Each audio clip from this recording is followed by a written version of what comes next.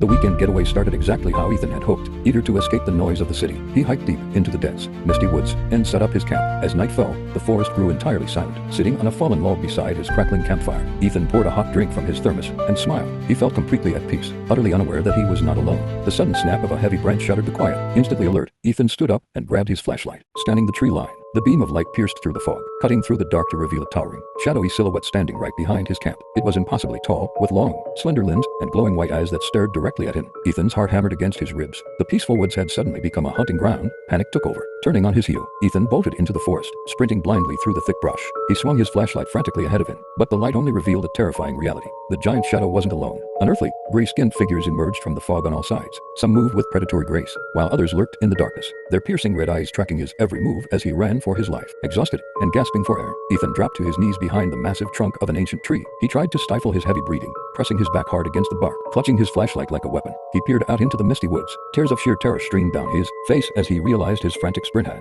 achieved nothing. The gray figures were slowly closing in from every direction, completely surrounding his hiding spot. In a desperate, disoriented loop, Ethan somehow found himself pushed right back to where he started, his own campsite. But there was no safety here. The creatures had overrun the area. They crept out from behind the trees, crouched low over his tent, and scaled the branches above him like spiders. Ethan backed away against a massive tree trunk, shining his light upward in absolute horror as the creatures prepared to descend. There was nowhere left to run. Before Ethan could make another move, a cold, leathery hand clamped tightly around his throat, pinning him in place. He screamed in pure terror as one of the beings stepped into the light, bringing its hollow, insect-like face just inches from his own. In the reflection of its massive, pitch-black eye, Ethan could see his own frantic expression and the red-eyed horde, waiting in the dark to take